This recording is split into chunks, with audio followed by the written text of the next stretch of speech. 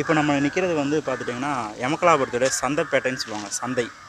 இந்த சந்தை வந்து எப்படி உருவாச்சுன்னா வந்து நம்ம தாத்தா காமலக்கையனார் தான் வந்து இந்த சந்தையை உருவாக்குனார். ஏன்னா வந்து இங்கே இருக்க பட்டி தொட்டி எல்லாத்துக்கும் வந்து திண்டுக்கல் போய் வாங்கிட்டுறதுக்கு சிரமமாக இருக்குது அப்படின்றதுனால இங்கனக்குள்ளேயே வச்சோம்னா இங்கே இருக்க பட்டி தொட்டிகள் எல்லாத்துக்குமே வந்து வசதியாக இருக்குன்னு சொல்லி இங்கே வந்து சந்தைப்பேட்டையை உருவாக்குனார்.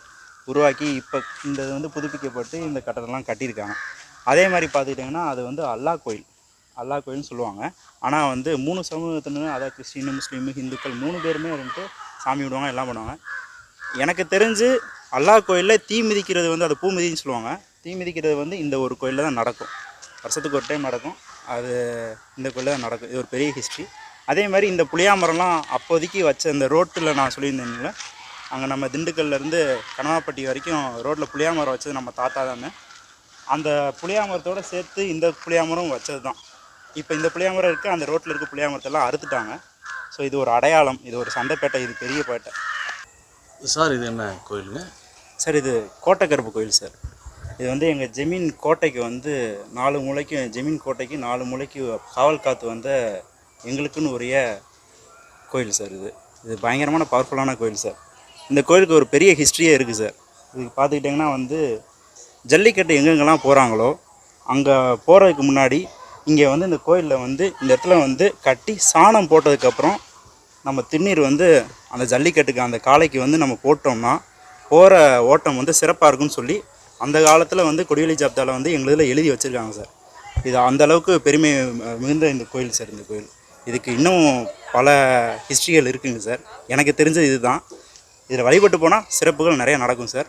உங்களுக்கு எந்த ஒரு விபத்து வராது சார், அதுக்கு கேரண்டி சார். இந்த கோயில் பொதுவாக கோட்டைன்னா முனியப்பன், கருப்பசாமி இந்த மாதிரி கேள்விப்பட்டிருக்கோம். இங்கே இருக்கக்கூடிய அந்த கருப்பசாமிக்கு இப்படி ஒரு வரலாறு இருக்கிறது. ஆமாம் சார். ஆமாம் சார். முறையாக காவல் தெய்வமாக வச்சுருப்பாங்க. ஆமாம் சார். இது உங்கள் கோட்டையோட காவல் தெய்வம். ஆமாம் சார். ஜல்லிக்கட்டுன்னு சொன்னீங்க இல்லையா சார்? அது இங்கே பக்கத்தில் எங்கே நடக்குதா? கொசவப்பட்டியில் நடக்குதுங்க சார். கொசவப்பட்டி இருந்துங்க இங்கேருந்து ஒரு 1.5 கிலோமீட்டர் 2 கிலோமீட்டர் 1.5 கிலோமீட்டர் தான் சார் வரும். கொசவப்பட்டியில் நடக்குதுங்க சார். அது நம்ம தலைமையில் தான் நடக்கும். நமக்கு தான் முதல் மரியாதை எல்லாமே பண்ணுவாங்க.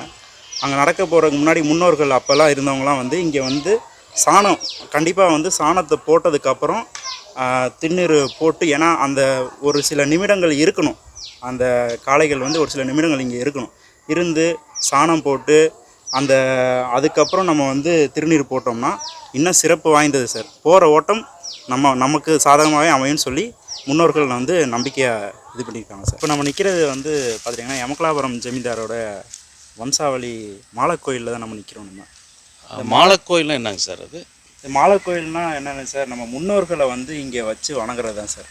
இப்போ நம்ம முன்னோர்கள் வந்து இறந்துட்டாங்கன்னா அவங்களோட மண்கலயத்தை எடுத்துகிட்டு வந்து, இப்போ நாங்கள் மேக்ஸிமம் வந்து எரிக்க மாட்டோம், புதைக்க தான் செய்வோம். ஸோ அவங்களுக்குன்னு ஒரு மண்கலயமாக செஞ்சு ஒரு பானையில் வச்சு அதை கொண்டு வந்து இந்த மாதிரி கல்லுக்கு அடியில் ஒரு சின்ன குழி தோண்டி அந்த கலயத்தை வச்சு அதுக்கு மேலே ஒப்பக்கல்லுன்னு சொல்லுவாங்க சார். இது பேர் இந்த ஒப்பக்கல்லில் இந்த ஒப்பக்கல் வந்து இதில் நிறையா இருக்குங்க சார்.